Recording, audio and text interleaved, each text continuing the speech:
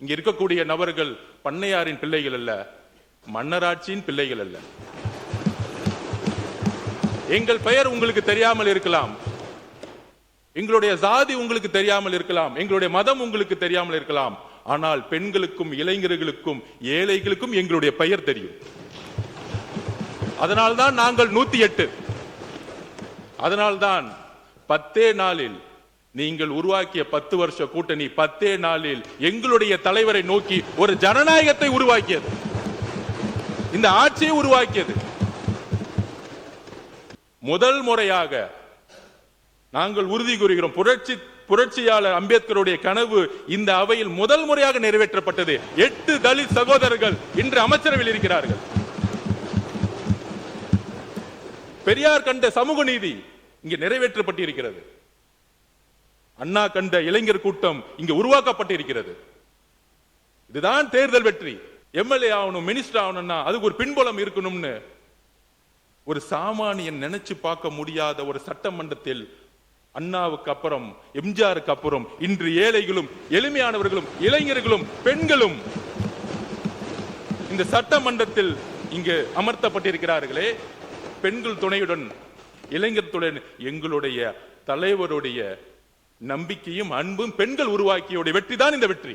மக்களுக்காக வேலை செஞ்சா ஒரு சட்டமன்ற உறுப்பினராக முடியும். 1 ரூபாய் காசு செலவு செய்யாம இங்க இருக்கக்கூடிய ஒருத்தரும், இங்க கூட இருக்க ஒவ்வொரு சட்டமன்ற உறுப்பினரும், எங்கள் தலைவர் சொன்னார் தேர்தலுக்கு முன்பு எம்எல்ஏ சீட்டு கொடுத்த பிறகு ஒவ்வொரு இன்டர்வியூ சொன்னார். என்ன சொன்னார்னா, இங்க பணம் வச்சிருக்கவங்க சரி, பணங்கள் யாரும் 1 ரூபாய் செலவு பண்ணாதீங்க தேர்தலில். மக்கள் நம்ம ஜெயிக்க வைக்கிறாங்களோ இல்லையோ, ஆனால் மக்களிடம் நம்ம உண்மையா இருக்கணும், ஒரு மாற்றத்தை உருவாக்கணும். காய்கறியை வாங்குவது போல ஒவ்வொரு ஓட்டையும் விலை கொடுத்து வாங்கக்கூடிய கலாச்சாரத்தை ஒழித்தது எங்களுடைய தலைவர். இதை உறுதியாக சொல்லுகிறோம், நெஞ்ச நிமிர்த்தி நேர்மையாக சொல்லுகிறோம். ஏன்னா நான் யாரையும் குறிப்பிடல, நான் யாரையுமே குறிப்பிடல. தொடர்ந்து பேசுங்க. உட்காருங்க. நான் யாருடைய பெயரையும் குறிப்பிடல.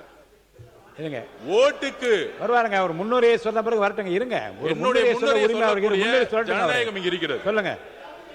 ஓட்டுக்கு பணம் கொடுக்கக்கூடிய கலாச்சாரத்தை தூக்கி எறிந்தது வரலாற்றில் முதல் முறையாக தமிழக வெற்றி கழகம், எங்களுடைய தலைவர். அதை உறுதியாக நாங்கள் பதிவு செய்கிறோம். என்னுடைய முன்னுரையில் என்ன பேசினா பேசலாம், எங்களுக்கும் அவை தெரியும். ஜனநாயகம் எப்படிதான் நான் பேசுறேன், அளவை நான் நிர்ணயிக்கிறேங்க. நீங்க பேசுங்க. இருங்க சார், நீங்க இருங்க. உட்காருப்பா, உட்காருங்க. அவங்கள உட்கார சொல்லுங்க, நம்ம உட்காருங்க. நான் யாரை பத்தியும் பேசலையே. தப்பு. நீங்க யாரை பத்தியும் பேசல.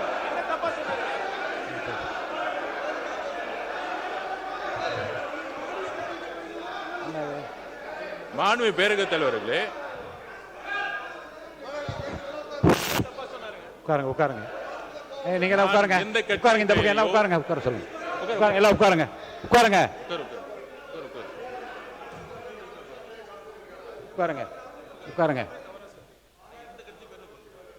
இருங்க, இருங்க.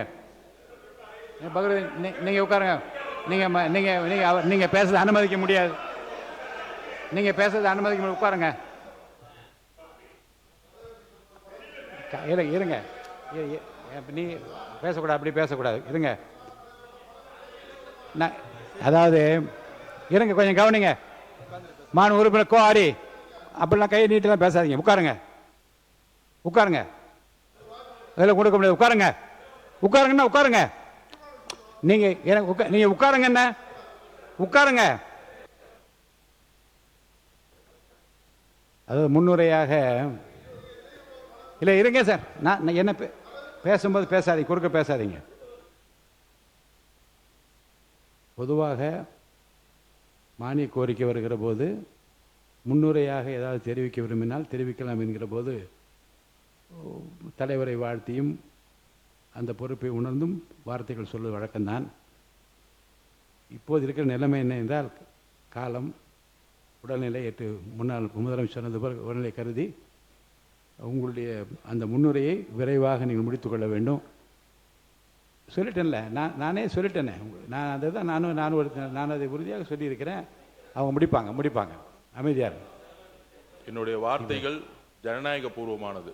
நான் யாரையும் தனிப்பட்ட முறையில் இன்னொரு ரூலும் படிச்சிடறேன் உங்களுக்கு. ஏன்னா சில உறுப்பினர்கள் விதிப்படி நடக்கிறதா மரபுன்னு என்ன கேட்கக்கூடாது. பேரவையின் விவாதத்திற்கு வரும் எப்பொருள் மீதேனும் நடைபெறும் விவாத உரைகளுக்கான கால வரம்பை பேரவை தலைவர் தான் நிர்ணயிக்கலாம். நான் சொல்கிறேன், விரைவாக முடித்துக் கொள்ளுங்கள் நான் சொல்லியிருக்கிறேன். முடிப்பாங்க. இது இப்போ வேண்டாம். எந்த கேள்வி இப்போ அனுமதியில் நீங்கள் பதில் உரை தொடங்க. இந்த வரலாற்று ரீதியான வெற்றிக்கு பிறகு இந்த 100 நாள் வாங்க. இந்த 100 நாளுடைய வெற்றி முதலில் சமூக நீதி கணக்கெடுப்பு, சாதிவாரி கணக்கெடுப்பு. எத்தனையோ கட்சிகள் சமூக நீதி பற்றி பேசினாலும் எங்களுடைய தலைவர் தமிழக மக்களினுடைய கனவை நிறைவேற்ற சமூக நீதி கணக்கெடுப்பை அறிவிப்பை வெளியிட்டிருக்கிறார். இது ஒரு வரலாறு. அது மக்கள் தொகை கணக்கெடுப்பு. சமூக நீதி கணக்கெடுப்புக்கும் மக்கள் தொகை கணக்கெடுப்பும் வித்தியாசம் தெரிஞ்சுக்கணும். சட்டமன்ற உறுப்பினர் அவர்களே,